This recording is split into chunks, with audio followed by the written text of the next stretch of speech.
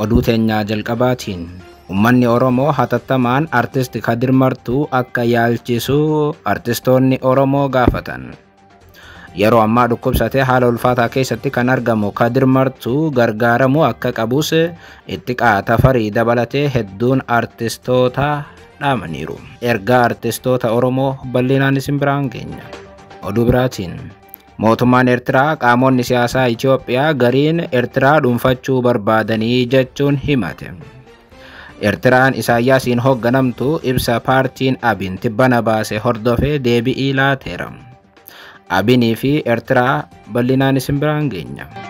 Oduu biraatiin namoota uffata aadaa Oromoo addunyaa irratti raabsuun beekaman keessaa tokko kan taate Moo'ii Xilaawun irratti yaaliin ajjeechaa raawwatamuun ibsame. Moo'ii Xilaawun irratti rasaasa dhukaafame bal'inaan isin biraan geenya. Oduu itti aanuun abbaan amantaa Abuna Gabreel dhaabbiitti hidhamuun dhaga'ame. Kanaanis mana akka hin baane uggurameera. Kana kan godhe mana amantaa Ortodoksii Tawaahidoo Itoophiyaati. Isarrattis gabaasa bal'aa qabna. Oduu teenyaa xumuraatiin lammiileen Itoophiyaa lakkoofsaan 44 ta'an ammas mana tokko keessatti itti cufamee dararamaa erga turanii booda baraaramuu poolisiin Afrikaa Kibbaa beeksise. Afrikaa Kibbaatti lammiileen Itoophiyaa dallaalotaan dararamuu itti fufaniiru gabaasa bal'aa qabna. Akkam jirtu daawwattootaaf hordoftoota Anolee Global Media. Oduuf odeeffannoo keenya guyyaa irraa tokko jennee jalqabneeti jirra. Odeeffannoo keenya ijoo isaa amma dhageessan guutuu isaa isin biraan geenya. Haga xumura sagantaa keenyaatti dhaggeeffachuun yaada qabdan gara koomentiitiin nuuf barreessaa. Viidiyoon keenya namoota hedduu biraa akka dhaqqabuuf immoo like, share, subscribe godhuun dagatinaa isiniin jenna. Kallattumaan gara gabaasa bal'aattiin isin qajeelcha.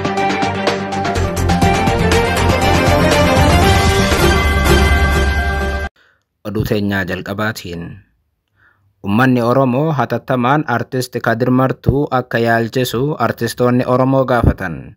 Yeroo ammaa dhukkubsatee haala ulfaataa keessatti kan argamu Kadir Martuu akka gargaaramu itti Tafarii dabalatee hedduun artistoota dhaamaniiru. Akkuma guyyaa tokko dura isin biraan geenyee turre wallisaaf qabsaawaan Oromoo guddichi Kadir Martuu biyya jiraatutti dhukkubsatee haala ulfaataa keessatti argama jedhame. Wallisaan kun waggootaaf dhukkubni isaa keessa turu simachuu nama sodaatuu fi kabaja isaatiif callisu akka filatu hiriyoonni isaa deddeebiin himaa turan. Artist Kadir Martuu tibbana guutummaatti akka dadhabee fi biyya UK keessatti hospitaala akka jiru himameera. Dhukkubsachuu isaa caalaa Kadir Martuu yeroo dheeraadhaaf nama qabsoo keessa turee fi jiru ta'uu isaa hordofee qarshii wallaansaaf isa barbaachisu dhabuunis rakkoo biraa ta'eera. Haalli amma wallisaan kun keessa jiru erga suuraa fi viidiyoodhaan qoodamee booda hedduu namootaa rifachiiseera. Kanaanis hedduun namoota akka gargaaramuu gaafataniiru. Haala artist Kadir Martuu keessatti argamu ilaalchisee wallisaa jaallatamaa itti Tafarii ergaa dabarseen ummanni Kadir Martuutiif akka dhaqqabu gaafatan. Artist Kadir Martuu wallisaa qabsaa'aa gameessa gaafa xiiqii diinaaf game harki waaqaa dawaasiif haa ta'u jechuun erga kadhatee fi booda itti ummanni keenya biyya alaatis akkasumas ammoo abbootiin qabeenyaa obboleessa keenya kana cinaa akka dhaabbatanii nuuf yaalchiftan abdii guddaan isinirraa qabaa jedhan wallisaan kun. Haaluma wal fakkaatuun wallisaa Caalaa Daggafaatis ergaa dabarseen Kadir Martuu ga'een inni indaastirii aartii Oromoo keessatti taphate yoomiyyuu hin dagatamu jedhan. Artist Kadir Martuu waaqni fayyummaa kee guutuu siif haa deebisu jechuun eebbisee jabaa waan itti amane sodaa takka malee dubbatu akka ta'es ere. Caalaa Daggafaa gama biraatiin hiriyaa artist Kadir Martuu kan ta'e wallisaa Faraan Baddeessaa gama isaatiin yeroo nagaa fi fayyaan jirtu namuutu waliif foonii rakkoon dhuftee walitti haajamnaan garuu duwidaa fi garaa gootee jechuun welluu artist Aliyyi Saabit yaadachiisuun ummanni wayita rakkoo artistii isaarraa duubatti deebi'aa akka jiru akeeke. Dhimma artist Kadir Martuu ilaalchisee artistoonni biroo hedduunis ergaa wal fakkaataa akka artistiin kun gargaaramu dabarsaa jiru. Dhimma Kadir Martuu ilaalchisee gama biraatiin hedduun namoota TikTok gubbatti viidiyoo waraabaa jiraniin jaalala isaaf qaban ibsuu irratti argamu. Akkasumas ammoo akka gargaaramus waamicha godhaa jiran. Kun kanaan osoo jiru wallisaa kanaaf gargaarsi bakki itti taasifamu yookaan bakka takkatti gargaarsa walitti qabuuf GoFundMe'n banamaa jiraachuus EJM odeeffateera.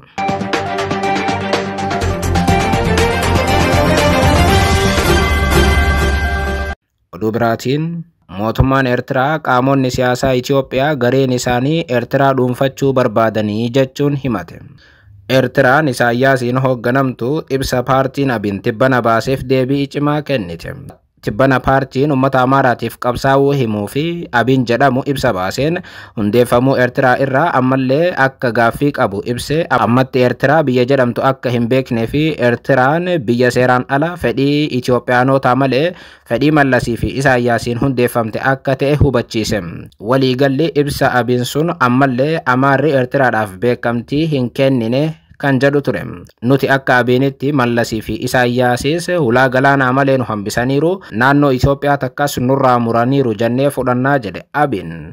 Dhimma kana ilaalchisuun mootummaan Eertiraa ibsa baaseen qaamonni siyaasaa Itoophiyaa ammallee Eertiraa dhuunfachuu barbaadan jechuun himatte. Dubbi himaa mootummaa Eertiraa Yemaanee Gabramasqal fuula miidiyaa hawaasummaa isaanii X gubbaatti akka katabanitti fedhiin namoota siyaasaatii fi gareewwan siyaasaa Itoophiyaa tokko tokko ammallee biyya ollaa abbaa biyyummaa qabdu to'achuudhaaf qaban olaanaa ta'uu ibsanii fedhiin Eertiraa dhuunfachuu kun sarara diimaa qaxxaamuruu akka ta'e ibsan. Abadan fedhii hin milkoofneedhaas jedhan. Yemaanee Gabramasqal namoota siyaasaatii fi gareewwan siyaasaa Itoophiyaa ajandaan isaanii Eertiraa to'achuu, yeroo tokko tokko immoo humna waraanaatiin nu doorsisuu, yeroo biraa immoo sababa seenaa kaasuun falmii hin jirre gaggeessuu jechuun qeeqan. Kun amala namoota siyaasaatii fi gareewwan siyaasaa Itoophiyaa hedduutis jedhe mootummaan Eertiraa. Oduu biraatiin namoota uffata aadaa Oromoo addunyaa irratti raabsuun beekaman keessaa tokko kan taate Mo'ii Xilaa'oon irratti yaaliin ajjeechaa raawwatamuun ibsame. Mo'iin mana uffata aadaa Oromoo magaalaa Finfinneetti banuun dubartii uffata aadaa Oromoo dizaayin godhuun beekamtudha. Haaluma kanaan halkan tokko dura naannoo sa'aatii 6tti namoonni hin beekamne karaa foddaa mana isheetiin rasaasa itti dhukaasanii tasa lubbuun akka oolte ibsame. Yeroos isii dabalatee maatiin illee bakka sana akka turanii fi xiqqoomaaf lubbuun akka oolantu ibsame. Dhiheenyuma kana mana ishee cabsanii TV fudhatanii akka turanis ibsameera. Gama biraatiin simkaardii jarri hattuu kun mana keessatti gatanii deemaniin namni shakkame qabamee jiraatullee utuu qorannoon gahaan hin godhamin jara shakkaman kana gadhiisuunis ibsameera. Namoonni mana isii cabsan kun hidhaa irraa gadhiifamanii guyyoota muraasa booda ture. Yaaliin ajjechaa kun Mo'ii irratti kan raawwatame.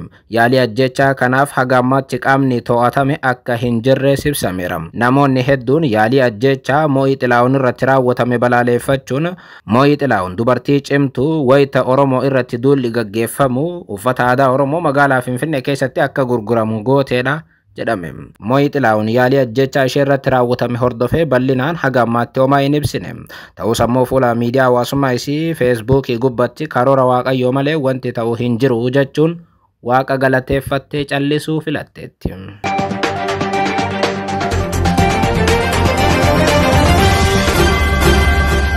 Oduu biraatiin abbaan amantaa Abuna Gabriel dhaabbiitti hidhamuun dhaga'ame. Kanaanis mana akka hin baane uggurameera. Kana kan godhe mana amantaa Ortodoksii Tawaahidoo Itoophiyaati jedhame. Paaphaasii hangafa kutaa lallaba Shawaa Lixaa kan ta'anii fi gidduu kana duulli arrabsoof ajjechaa irratti banamee kan jiru Abuna Gabriel mooraa mana lubummaa waliigalaa mana isaanii keessaa akka hin baane uguramuu maddeen itti dhiyeenyaan beekan wabeeffachuun Oromiyaa Miidiyaa Neetwoork gabaaseera. Gocha kana finxaaleeyyiin saba Amaaraa kan mana lubummaa waliigalaatii fi Sinodoosii Bataskaana Ortodoksii Tawaahidoo Itoophiyaa keessa dahatantu raawwataa jiraas jedhame.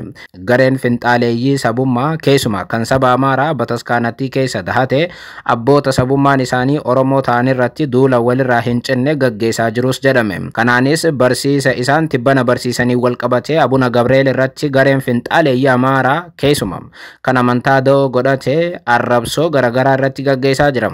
Abbaa amantaatiif kabaja kan hin qabne gareen kaabaan duula arrabsoo isa bira dabree ajjechaa fi sitti dhaadachaa turan. Kun kanaan osoo jiru guyyoota dura magaalaa Finfinneetti abbaa kanarratti yaaliin ajjechaa akka raawwatames AGM odeeffateera. Kutaa lallaba Shawaa Lixaa dabalatee amantoonni kutaalee lallabaa garaagaraa biyya lallaba Oromiyaa keessa jiraatan gocha Abuna Gabriel irratti tibbana raawwatamaa jiru balaaleffataniiru.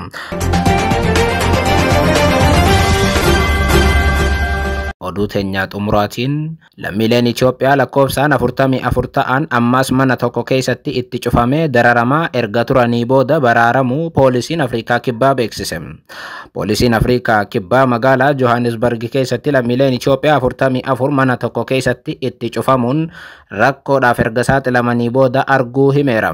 Biyya Afrikaa dinagdeen ishii sadarkaa qabate keessaa tokko kan taate Afrikaan Kibbaa lammiileen Itoophiyaa jireenya isaanii fooyyeffachuudhaaf achitti baqatan azaabamaa jiru jedhame.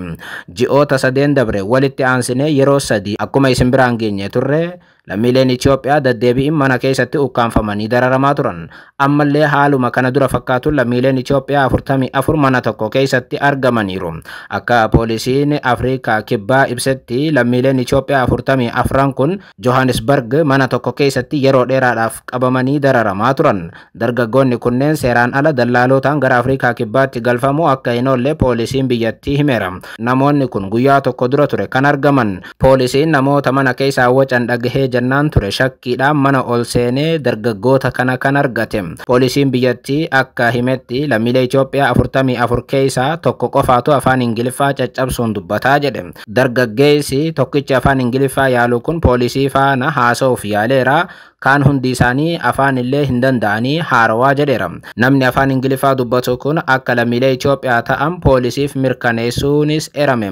Poolisiin akka ibsetti haalli mana sana keessa ture suukanneessaadha. Lammiileen Itoophiyaa guyyootaaf mana keessatti dararamaa turan kun nyaata gahaa dhabuu, kutaan isaanii itti cufamee dararamuu, ifaa fi aduu wal arguu dhabuu, uffata sirrii illee dhabuu fi dararaan mana san keessa ture salphaa akka hin taane poolisiin South Africa mirkaneesseera. Lammiileen Itoophiyaa ammajjiirraa jalqabee haaluma wal fakkaatu manneen namoota dhuunfaa Afrikaa Kibbaa keessatti qabamaa turaniiru. Lammiilee kana dallaaloonni akka hojiin jirtutti Itoophiyaa karaa Kibbaatii walitti qabuun guuree geessa. Boodarra garuu lammiilee kana achi geessee maatii maallaqa akka erganiif mana tokko keessatti darara. Yeroo gaarii.